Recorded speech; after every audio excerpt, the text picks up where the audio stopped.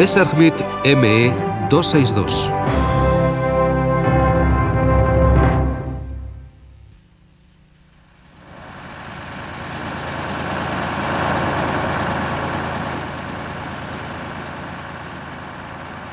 El Messerschmitt ME 262 marcó el comienzo de una nueva era y revolucionó la aviación. Si hubiera llegado tan solo un año antes, quizá podría haber alterado el resultado de la Segunda Guerra Mundial y por consiguiente la estructura de la Europa actual.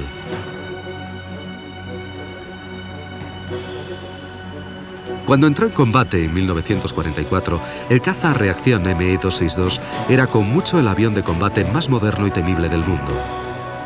En manos de los expertos pilotos alemanes, el Messerschmitt 262 era totalmente invencible. Para los primeros pilotos aliados que se enfrentaron a él, el 262 era el mismo terror. Pero la propulsión a reacción era solo uno de los revolucionarios aspectos de este asombroso aparato. El 262 también era el precursor de la llegada del ala en flecha positiva. Con una velocidad punta de 870 km 540 millas por hora, podía dejar atrás sin esfuerzo a cualquier otro avión conocido.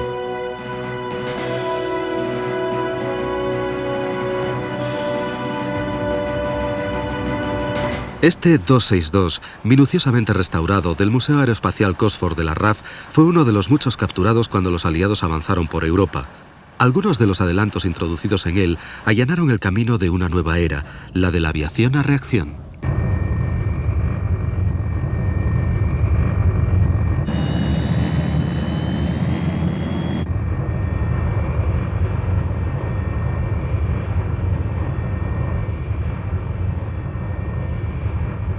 Los primeros intentos de propulsión a reacción se remontan a principios de siglo.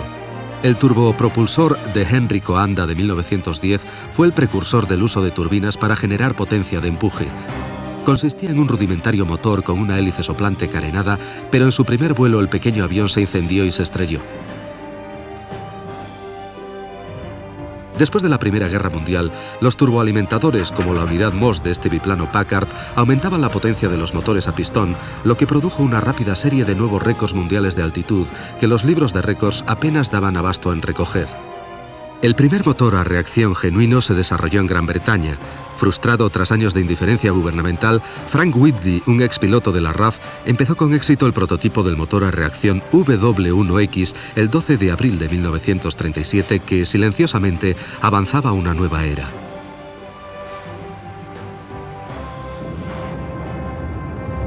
Al mismo tiempo, en Alemania, las primeras pruebas de vuelo de este híbrido Heinkel 112, impulsado por cohetes de apoyo y motor a pistón, recibía toda la atención de su gobierno.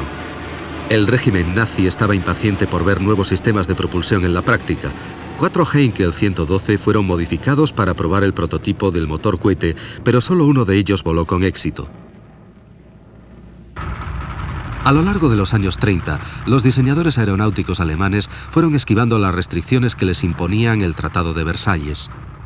Aquí vemos un caza Heinkel HE-70 Blitz, relámpago, burdamente disfrazado de avión correo. A medida que Hitler aumentó su control, los avances en aviación eran secretamente más promovidos. Se ponía énfasis en la velocidad. Los nuevos sistemas de propulsión eran alentados con entusiasmo. El tratado tenía lagunas, pero es que en 1919 los aviones a reacción y los cohetes parecían tan solo un sueño lejano. Oculto a los ojos de los países vecinos, el ingeniero alemán Hans von Ohain, bajo el patrocinio de Ernst Heinkel, ya había desarrollado un motor a reacción moderno. El 27 de agosto de 1939, su motor elevó al cielo el pequeño Heinkel HE-178. Fue el primer vuelo con propulsión a reacción de la historia. 5 días después, el mundo se sumía en una guerra que duraría 6 años. Hitler inició la contienda en la creencia de una conquista fácil, utilizando su enorme poder aéreo para atacar con dureza y rapidez. Durante los enloquecedores días del comienzo de la Segunda Guerra Mundial, las fuerzas alemanas barrieron Europa. En aquellos momentos de victoria, la necesidad de aviones de combate más formidables se hizo menos urgente.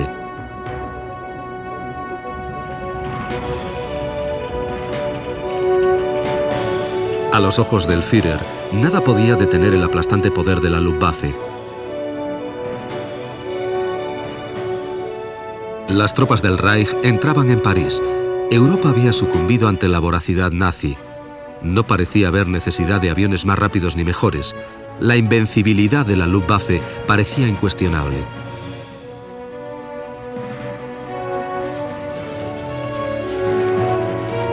Pero los vientos de victoria empezaron a cambiar en lo que se llamó la Batalla de Inglaterra. Los pilotos alemanes y británicos se enzarzaron en una lucha mortal sobre los cielos de la isla y a finales de 1941 la suerte había cambiado. El orgullo de Alemania se estrelló en pedazos contra la fortaleza británica. Alemania pedía a gritos un nuevo avión, más potente, más rápido, y las miradas se dirigieron hacia las prometedoras posibilidades de la reacción a chorro. El primer bimotor a reacción del mundo con éxito, diseñado específicamente como caza, fue el Heinkel HE-280. La pasión de Ernst Heinkel por los aviones de altas prestaciones había creado una larga lista de números 1 en este apasionante nuevo campo.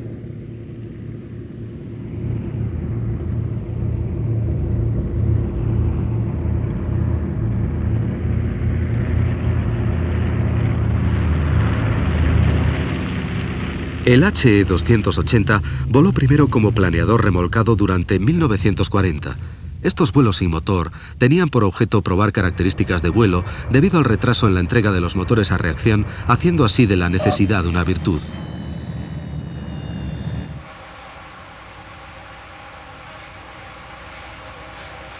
Durante la Segunda Guerra Mundial, la Luftwaffe siempre hizo hincapié en un mantenimiento fácil, y en este Heinkel HE-280 tampoco había problema. De los primeros motores a reacción, forzados al límite, no se esperaba que tuvieran una vida larga. A veces incluso tenía pequeños pliegues.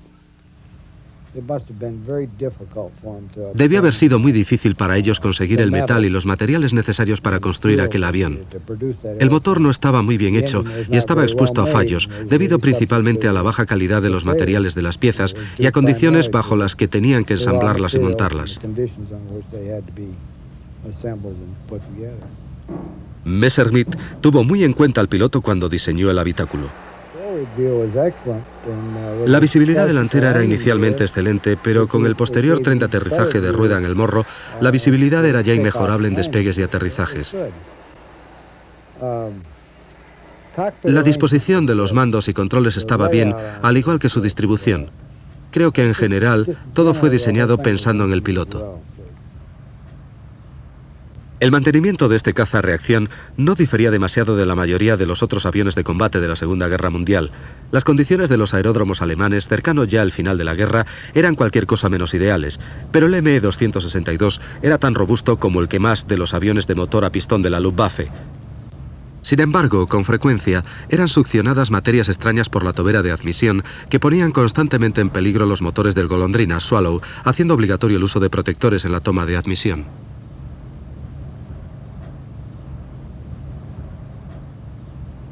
Para mover el avión dentro del aeródromo se utilizaba una barra de remolque sobre la rueda de proa, pero dada su fragilidad, se enganchaban también unos cables adicionales sobre las patas del tren principal que repartían el esfuerzo y reducían la tensión, así que eran diseñados y fabricados con la mayor simplicidad. El resultado final era una planta motriz que podía ser reemplazada rápidamente. Los soportes del motor y las interconexiones del cableado tenían un número limitado y resultaban de fácil acceso. Un panel en la superficie superior facilitaba a los equipos de mantenimiento un perfecto acceso al motor, el cual, comparado con sus homólogos de pistón, era sorprendentemente ligero.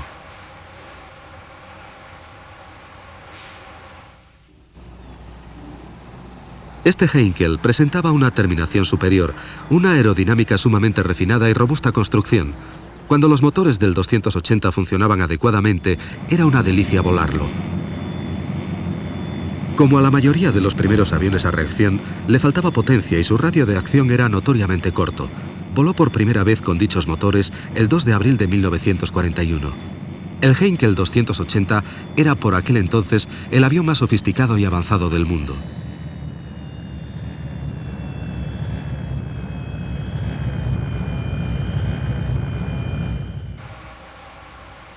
Paralelamente a los esfuerzos alemanes, el británico Frank Whitley trabajaba frenéticamente en el primero de sus dos prototipos Gloster E-2839.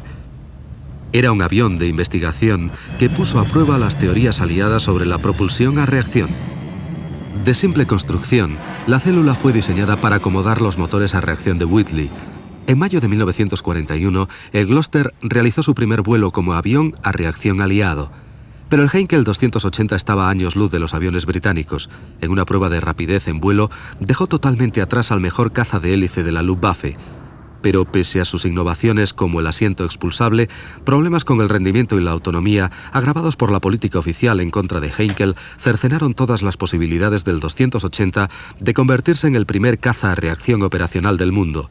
Ese honor se lo llevaría otro. El Messerschmitt Me-262 carecía de la sofisticación del Heinkel, pero su figura era impactante, con sus finos planos en flecha positiva, bajo los que colgaban sus dos motores Jumo 004B de flujo axial y 900 kilogramos de empuje unitario construidos por Junkers. Su forma de tiburón resultaba de letal elegancia. Los 4 primeros prototipos fueron construidos con la rueda en la cola y el afilado morro apuntando al cielo. Era el tipo de avión que, aun estando inmóvil, daba la sensación de muy rápido. Messerschmitt había construido el fuselaje para que resultara robusto y seguro en acción. Al igual que el Heinkel 280, este Messerschmitt fue diseñado para un mantenimiento fácil, algo imprescindible en aviones destinados a operar desde aeródromos primitivos y bajo condiciones de combate. Los motores Junkers podían ser reparados o reemplazados sin ningún equipo especial. El sistema eléctrico y el de combustible eran muy accesibles a través de unos paneles situados en el fuselaje. El 262 era una perfecta mezcla de sofisticación, tecnología punta y diseño simple. Los motores no llegaron a tiempo a los primeros vuelos de prueba, por lo que en su lugar se utilizó un motor a pistón de 700 caballos colocado en el morro. Finalmente, en julio de 1942, el tercer prototipo de 262 con los largamente esperados motores Jumo estaba listo para volar. El primer vuelo con éxito del ME-262 con motores a reacción fue el 18 de julio de 1942. Los motores fueron considerados aptos para el vuelo y con el piloto civil Fritz Wendel a los mandos, el aparato fue el primero de su clase en surcar los aires. Durante la carrera de despegue, la cola no conseguía elevarse, así que el piloto de pruebas improvisó una técnica nueva. Tal y como contaba más tarde Wendel, toqué de inmediato los frenos, la cola se levantó y los timones de profundidad empezaron a funcionar. Los turborreactores marchaban como un reloj y fue un completo placer volar el nuevo aparato. Sin embargo, el vuelo tuvo algún incidente. Justo al aterrizar, el combustible que se había acumulado en la góndola del motor izquierdo se incendió, pero los daños fueron tan superficiales que el avión volvió a volar más tarde aquel mismo día.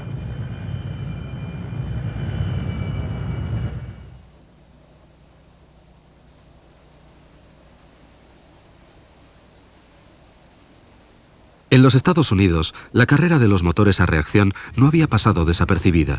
El Bell Aircraft 27, conocido más tarde como el P-59 Air Comet, fue provisto de 2 turborreactores General Electric, basados en el motor británico original de Whitley.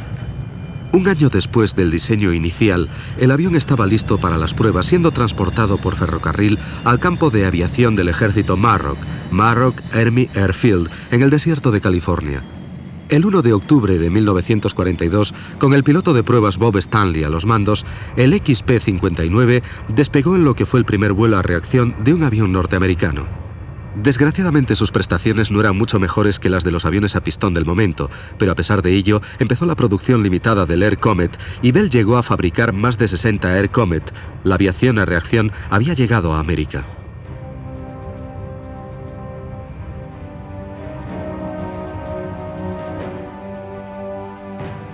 En Alemania el 262 fue modificado.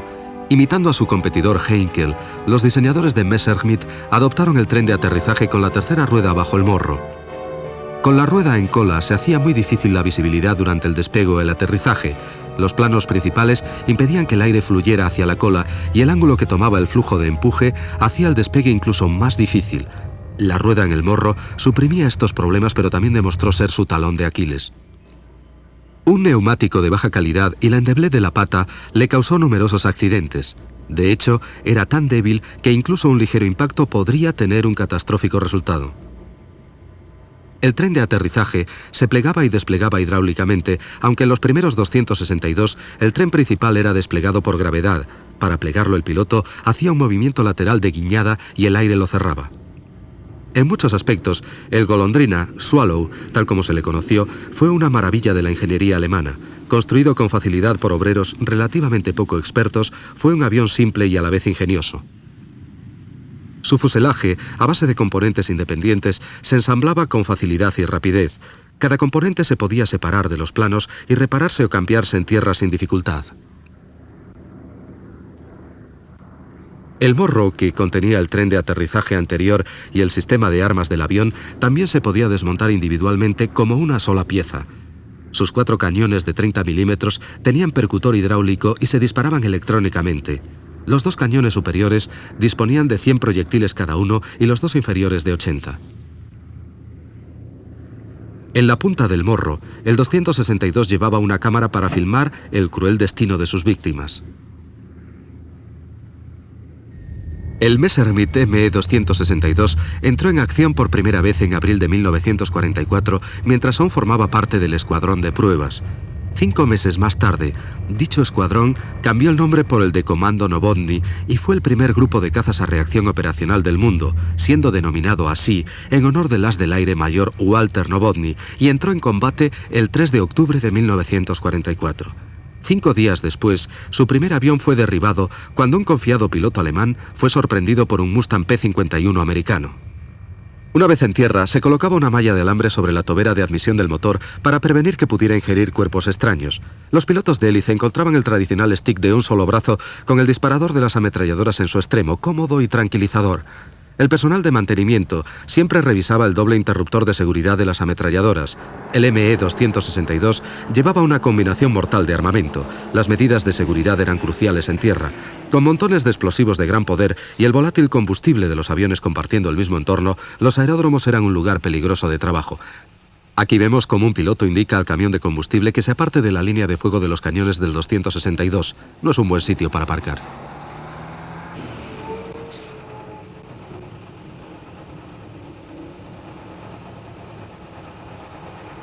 En acción, el avión era fácil de mantener y no necesitaba los combustibles altamente refinados de los motores de pistón. En su lugar, repostaban simplemente con J2, una preparación especial de gasoil. Los 4 tanques de combustible del avión tenían una capacidad de 2.475 litros del preciado líquido. El 262 estaba ciertamente bien diseñado para una rápida vuelta al combate. En las últimas etapas de la guerra, algunos pilotos norteamericanos tuvieron la misión de volar 262 capturados fuera de Alemania. Bob Strobel encontraba impresionante la facilidad de mantenimiento. Una de las cosas que resultan claves en combate es mantener el máximo número de aviones operativos. Para conseguirlo, a menudo, teníamos que cambiarles los motores. Bien, pues cambiar un motor a un Thunderbolt te llevaba por lo menos 2 o 3 días completos de trabajo, incluso bajo las mejores condiciones. Y sin embargo, en cambiárselo a un Messerschmitt Me-262 se tardaban 30 minutos. Cada motor a reacción tenía un pequeño motor de arranque interno de 10 caballos que funcionaba con carburante de 2 tiempos. Este pequeño motor independizaba el avión de engorrosas unidades auxiliares de arranque. El motor de arranque estaba ubicado en la parte delantera de la tobera de admisión del motor. Cada uno de los motores de arranque podía ser puesto en marcha eléctricamente desde la cabina del piloto o, si fallaba, manualmente por medio de un tirador en forma de D y un cable colocado en la punta de la carcasa, un sistema similar a los cortacésped actuales. Antes de arrancar los motores, el personal de tierra llevaba a cabo una minuciosa rutina. Inspeccionaba la tobera de admisión en busca de residuos, comprobaba la sección del compresor, la turbina y los álabes del estator. Después la tobera de escape y su aguja. Delante de la aguja de la tobera está la turbina de eyección, que también era revisada detenidamente. Cualquier tipo de desperfecto en estos delicados elementos requería su inmediata reparación.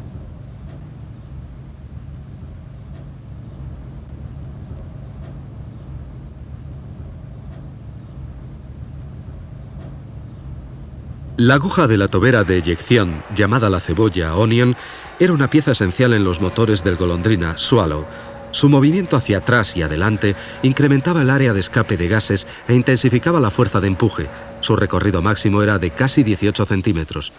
Otras características del ME-262 eran igualmente innovadoras. La cola vertical y el timón no eran muy corrientes, ya que venían equipados con una aleta de compensación para el equilibrado del avión que podía controlarse desde el cockpit. Un pequeño indicador mecánico mostraba al piloto en cada momento la posición de esta aleta de centrado. El piloto podía también ajustar manualmente el empenaje horizontal de cola, que resultaba vital para el control de avión a altas velocidades. Para facilitar los despegues y aterrizajes del 262, se le acoplaron unas aletas auxiliares de movimiento flotante libre en el borde de ataque. Esto mejoró enormemente las pobres características de sustentación de los planos a baja velocidad. Planeando, tales aletas se extendían solas en cuanto el avión volaba a algo menos de 300 km/h y en vuelo ascensional se mantenían extendidas hasta los 450 km/h. A alta velocidad, las fuerzas aerodinámicas originaban su retracción automática. Las aletas del borde de ataque, que estaban montadas sobre cojinetes articulados, tenían cierta tendencia a bloquearse. Era imprescindible su minuciosa comprobación en tierra. Si no funcionaban correctamente y al unísono, el piloto podía perder el control del avión en despegues y aterrizajes. La inspección prevuelo era concienzudamente llevada a cabo por el personal de tierra. Todos los controles eran examinados manual y visualmente. Mientras unos hacían esto, otros miembros del personal de tierra de la Luftwaffe llenaban el tanque de aire del sistema neumático y comprobaban la presión de las ruedas del tren de aterrizaje. El depósito de líquido hidráulico, crítico para un vuelo seguro, se llenaba hasta el borde antes de cada misión. El preciado líquido controlaba los flaps, el tren de aterrizaje y los frenos. El proceso era minucioso y preciso. Pasar por alto el más ligero detalle podía resultar fatal para los hombres que realizaban el vuelo. La regla era la prudencia. Este avión se construía bajo difíciles condiciones de guerra. Los remaches eran muy toscos y el fuselaje algunas veces sobre la delicada estructura del tren delantero.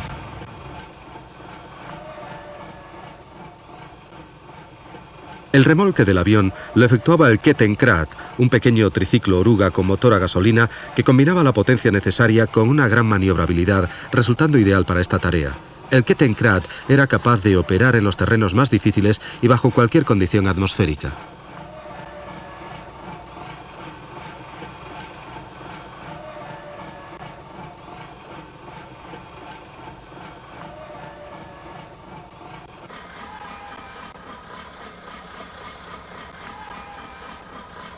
Como una de las posesiones más valiosas de la Luftwaffe, el ME-262 a menudo disponía del lujo de cobijarse bajo revestimientos y camuflaje. Debido a las constantes amenazas de ataques aéreos de los aliados, tal lujo pronto se convirtió en una necesidad. Los pilotos de élite escogidos para volar el golondrina Swallow encontraron una experiencia extraordinaria, y las de la Luftwaffe Günter Rall, tercero en la lista de ases de la Luftwaffe con 275 derribos, explica. Me arriesgué probando el 262 y a mí me pareció sensacional. Por la pista había que llevarlo muy despacio, con los motores a muy poca potencia, porque había que tener cuidado con la temperatura. Si lo acelerabas demasiado, podía tener un sobrecalentamiento que dañaría los motores, lo que podía suceder fácilmente. Así que había que tener mucho cuidado con ello. Yo era un piloto de caza que siempre había volado en aviones de hélice en los que simplemente me subía a volar y no me preocupaba de nada más, pero en el 262 tenías que estar muy atento. Con su instructor encaramado en el ala izquierda, este aspirante a piloto del ME-262 empieza a rodar. Prácticamente todos los elegidos eran experimentados pilotos de caza, así que la instrucción se centraba en las peculiaridades del tren de aterrizaje de 3 ruedas y el temperamental carácter de los nuevos motores a reacción.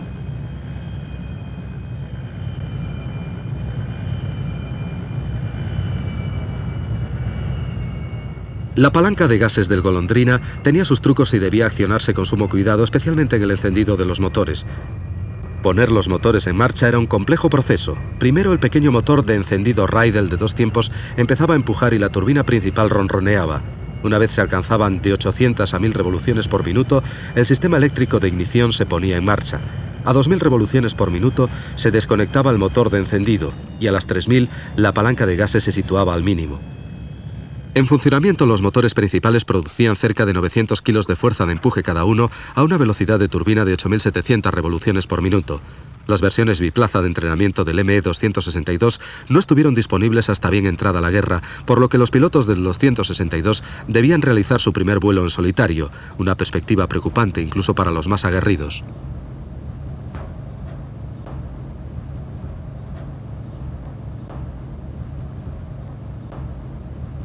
Los instructores estaban en permanente contacto por radio con el alumno durante el transcurso del vuelo. Las enormes prestaciones del avión no dejaban nunca de asombrar a los pilotos de la Luftwaffe. Su velocidad, que llegaba a los 870 kilómetros, dejaba pasmado a hombres que nunca antes habían volado tan rápido, incluso durante los más violentos picados. Pero por otro lado, la lenta respuesta al acelerador de estos primeros motores a reacción originó problemas, especialmente durante el aterrizaje y despegue. Mientras que los aviones de hélices reaccionaban rápido a un movimiento de la palanca de gases, en los de reacción el piloto debía calcular con antelación. Una vez en el aire, resultaba un avión muy pesado hasta que ganabas velocidad. Hasta entonces no era muy manejable. Por ese motivo, durante los aterrizajes y despegues, éramos protegidos por escoltas de cazas de hélice más antiguos, como el 190 y el 109, sobrevolando las pistas sobre el aeródromo. Otra gran sensación era la radio, muy buena. Se recibían todas las transmisiones sin interrupciones debido al bajo ruido de los motores. Se oía muy claro y alto por aquel entonces. Si volabas en uno normal, en un caza de hélice, siempre llevabas tu telecom y tenías un fuerte ruido de fondo. Nunca me sucedió esto en un 262, era muy cómodo.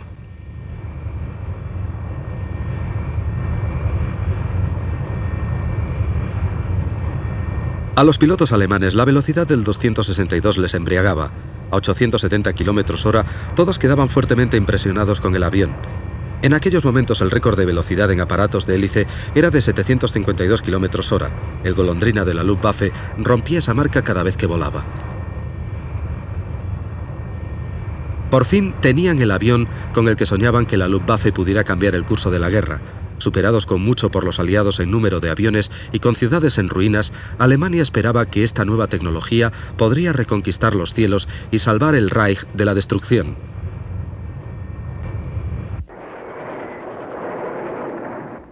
El día D, el 6 de junio de 1944, señaló el comienzo del declive alemán. Hitler, que siempre atacó, tenía ahora que defenderse. Ya no era el cazador, sino la presa. Por ello estaba más obsesionado que nunca con el potencial ofensivo del 262 como bombardero ultrarrápido. Esta obsesión por atacar y por la venganza sería una de las claves de la derrota de Alemania y de la poca efectividad lograda por el magnífico 262. Solo unas semanas después del desembarco en Normandía, Hitler tenía listas para lanzar contra los aliados sus nuevas armas secretas. Su instrumento de venganza más infame fue la V1, la bomba volante. Causando estragos a distancia, las V1 se demostraron muy difíciles de neutralizar y tremendamente efectivas. Igualmente impresionante fue el revolucionario interceptor Messerschmitt, el ME-163 sin cola Comet. Impulsado por cohetes, el Comet era capaz de llegar a velocidades cercanas a las sónicas y ostentaba una espectacular velocidad de ascenso incluso para los estándares de hoy en día.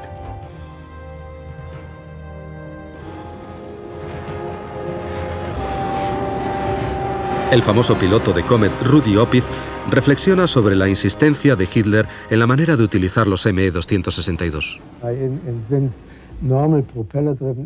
A los aviones normales de hélice ya no les era posible alcanzar Inglaterra porque los británicos tenían un cuerpo de caza sobrevolando constantemente las islas y podían interceptar cualquier cosa, no desde tierra, sino desde el aire, y por eso los bombarderos no podían llegar hasta allí, ya que era demasiado costoso. Pero aparentemente los aviones a reacción sí podían, y por eso él, Hitler, quería que el 262 fuera un bombardero para poder atacar otra vez. Y así es como se perdió el tiempo tratando de convertir en bombardero al que hubiera sido el caza más efectivo.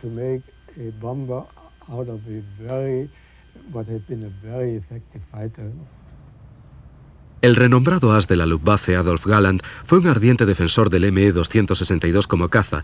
Describía que volar en él era como si un ángel lo empujara. Galland sabía que el 262 estaba una generación por delante de cualquier otro caza existente. Propuso a Goering que la producción debería concentrarse solamente en el Focke-Wulf 190 y en los 262. Ningún otro avión, dijo, era tan esencial para la defensa de Alemania. Sin embargo, Hitler insistió fanáticamente en que el 262 fuera utilizado ofensivamente como un bombardero ligero antes que el caza defensivo necesitado con desesperación. Pero no fue la falta de visión del Führer el único impedimento. La misma naturaleza experimental del avión había retrasado ya el proceso.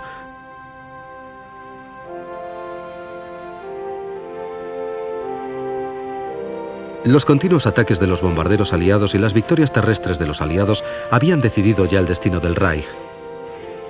La tremenda destrucción causada por los bombardeos ininterrumpidos las 24 horas del día cobró su peaje. Aparte de la insistencia ciega de Hitler en transformar el 262, el avión probablemente no hubiera entrado en servicio mucho antes de lo que lo hizo. Y para entonces, cualquier oportunidad de cambiar la suerte de la guerra aérea ya había pasado.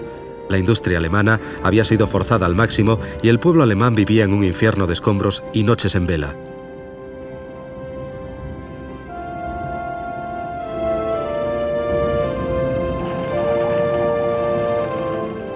Alemania estaba en ruinas, habían muerto millones de personas, solo quedaban los más jóvenes y los viejos para sostener la guerra. A finales de 1944, la derrota era inevitable. La mayoría simplemente aspiraba a sobrevivir hasta que cesaran los bombardeos.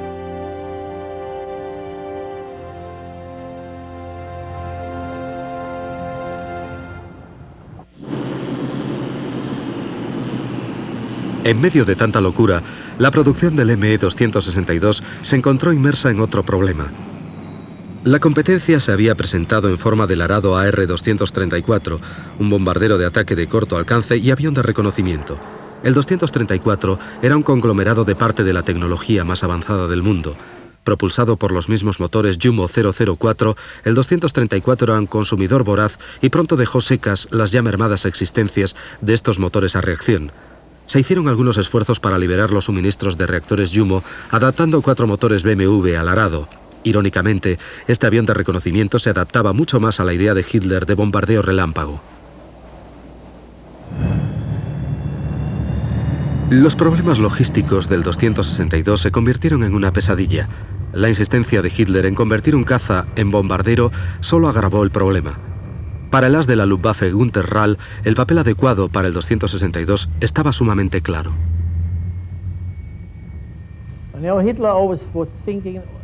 Hitler pensaba siempre en términos de ofensiva, solo quería atacar. Y este era el problema con el 262. Quería convertirlo en un bombardero puro, sin electrónica, que simplemente lanzara sus bombas y que el enemigo notara su impacto. Y eso era una estupidez, pero él solo pensaba en atacar. Adolf Galland le dijo, no, tenemos que fabricar cazas. Y muy pronto el tiempo le dio la razón. Galland llegó a enfrentarse seriamente con Goering, y Goering le culpó a él y a la aviación de caza del gran éxito de la octava Fuerza Aérea y de los bombardeos nocturnos británicos, y Galland decidió dimitir y tomar simplemente el mando del ala 44. Cuando Hitler le preguntó por qué lo hacía, respondió que con el ala 44 deseaba demostrar que el 262 era un caza, y así lo hizo. En abril de 1944, los primeros aviones fueron puestos en servicio en Lechfeld. El siguiente octubre, esta unidad, llamada entonces Comando Novotny, fue equipada con algunos de los 30 nuevos cazas a reacción. Poco después de haber entrado en combate, el golondrina Swallow derramó sangre por primera vez. En junio de 1944, 2 Lockheed Linings y un de Havilland, Mosquito, cayeron víctimas de las ametralladoras del 262. No obstante, otro Mosquito sobrevivió, volviendo a Inglaterra con las evidencias fotográficas del nuevo caza. Aunque rezagado, el nuevo Gloster Meteor británico tenía una disposición parecida al 262, pero era mucho menos sofisticado. Propulsado en varios momentos por una variedad de motores Rolls-Royce, solo entró en acción limitada el último año de la guerra, con efectividad prácticamente nula. En julio de 1944 realizó sus primeras intercepciones de bombas volantes V1, apuntándose el primer derribo de una de ellas el 27 de julio.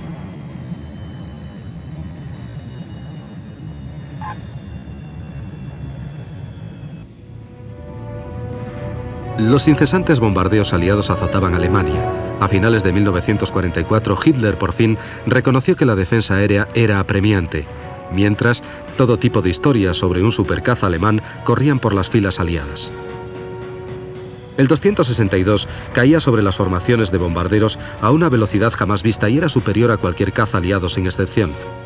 Era incluso más rápido que las torretas ametralladas de los bombarderos aliados. Cuando lo volaba un piloto experimentado era sencillamente invencible, pero la suerte de Alemania ya estaba escrita. Era un hecho claro de que íbamos a perder la guerra sin ninguna duda. El que los otros tuvieran mejores aviones, mejores cazas o mejor protección era solo una cuestión de tiempo. Pero lo referente a la situación aérea podía haber cambiado considerablemente si los 262 hubieran sido fabricados en masa. La situación de los bombarderos americanos hubiera variado sin lugar a dudas.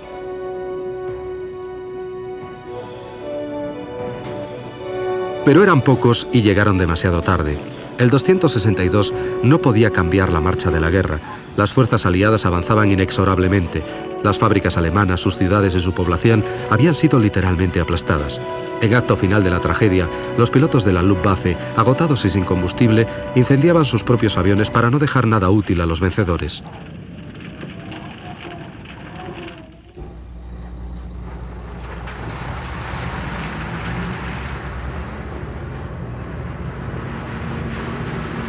En la primavera de 1945, la fuerza militar alemana había sido aplastada y los aliados avanzaban hacia lo más profundo del corazón del Tercer Reich.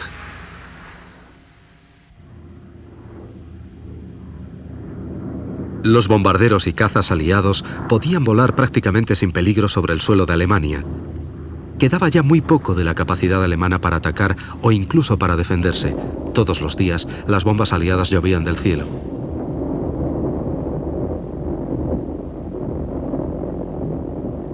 La destrucción fue total. Lo que fue una vez el corazón industrial alemán quedó reducido a escombros. Ya no podía producir más maquinaria de guerra. Cientos de miles de jóvenes, viejos, civiles y militares perdieron la vida. El Tercer Reich se había derrumbado literalmente sobre ellos. Al final de la guerra, más de 7 millones de alemanes habían muerto. A medida que las fuerzas aliadas penetraban más en el interior, descubrían nuevas e interesantes tecnologías escondidas por toda Alemania. Equipos de recuperación de tecnología como el Watson Wizards, los genios de Watson, rastreaban a Alemania sobre un viejo C-47, capturando cualquier cosa significativa. El general Watson explica: podíamos aterrizar casi en cualquier sitio y teníamos que hacerlo en muchas ocasiones. Tomar tierra en campos de trigo y dormir bajo los planos, desayunar bajo los planos y despegar al día siguiente para ir a otro lugar para examinar algo. Los aviones alemanes tenían un interés especial en la llamada Operación Lasty, que era su nombre en clave. Watson envió a Bob Strobel para que se ocupase de los ME-262. Me dijo: ve a Lichfield y encárgate del grupo de allí. Entrena a los pilotos para que vuelen los ME-262. Entrena a los jefes de personal de tierra para su mantenimiento y tráelos a Cherburgo. Me dejó con la boca abierta y cuando iba a preguntarle: bueno, pero ¿qué sé yo sobre...? Ya se había ido. Así fue mi debut en la Operación Lasty.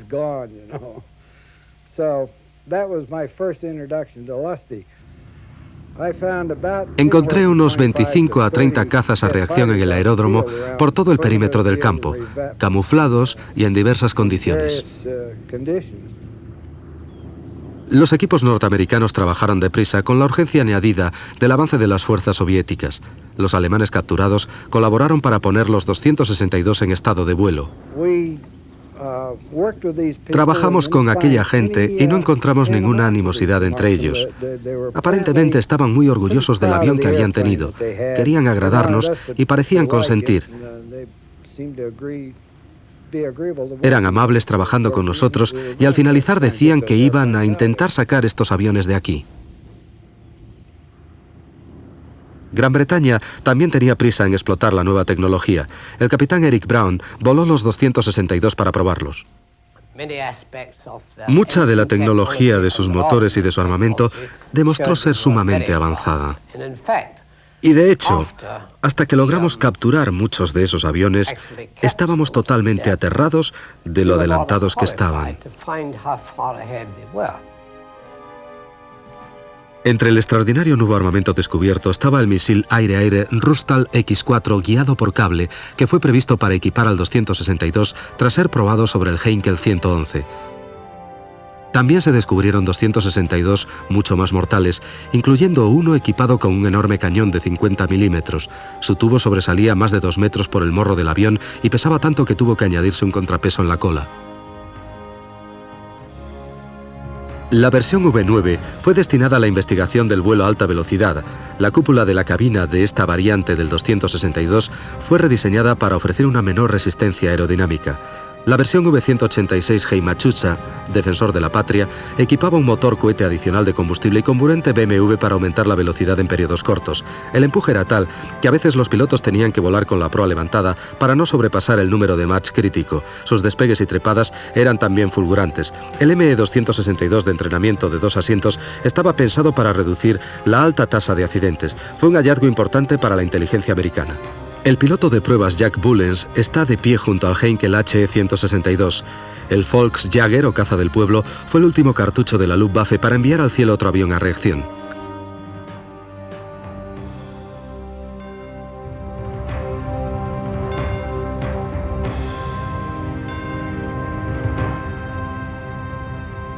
Debido a su fabricación en gran número, los aliados recuperaron más ME-262 que cualquier otro avión a reacción alemán. Bob Strobel llevó muchos de ellos a Cherburgo, Francia, y se familiarizó con las características únicas de aquel avión. Estábamos sinceramente impresionados con su enorme velocidad y la facilidad con la que la cogía, el silencio de sus motores, la ausencia de vibraciones. Estaba estupefacto por los 600 y pico, 700 kilómetros por hora que cogíamos sin hacer nada especial, tan solo dando ligeros toques al acelerador. Cherburgo, en la costa francesa, era el punto de almacenamiento de los aviones capturados a la Luftwaffe y un lugar muy concurrido al final de la guerra. Tras llegar allí por sus propios medios, los aviones eran cargados en el barco de guerra británico Repair para emprender travesía hacia los Estados Unidos. Todos los aviones eran impregnados para protegerlos del aire salobre. Para los pilotos aliados que lo volaron, el 262 era impresionante. Cuando el general Spass me vio volar el ME-262, me hizo más tarde un comentario. Su expresión fue perverso. Era un tipo que acostumbraba a hablar muy poco sobre las cosas y su única expresión fue perverso, sí. Y añadió: Dios, si hubiesen utilizado este avión correctamente, no hubiéramos tenido ni una oportunidad con nuestros B-17. Los hubiéramos perdido a centenares. Volar en un avión enemigo, a través de una Europa aún en guerra, conllevaba muchos riesgos. Errores de identificación, mandos de vuelo distintos y sorpresas ocultas, como la fragilidad del tren de aterrizaje delantero, causaban muchos accidentes. De todos los aviones de caza que he volado, diría yo que ese fue, por aquella época, el más emocionante y el más capacitado para el combate.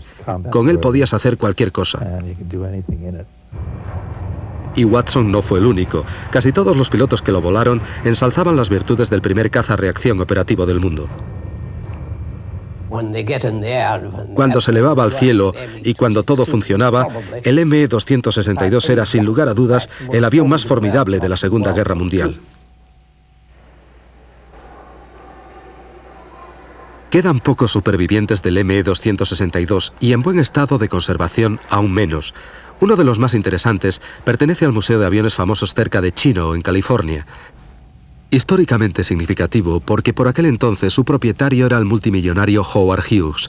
Este 262 tuvo también cierta gloria por participar en la película Jet Pilot. Fue este mismo avión el inscrito por Hughes a poco de finalizar la guerra en la carrera aérea del Bendix Trophy, en donde se hubiera enfrentado a los cazas norteamericanos operacionales del momento, pero desafortunadamente la solicitud de inscripción de Hughes fue rechazada. Los organizadores temían que el formidable avión de la Alemania derrotada dejara en ridículo a la industria norteamericana.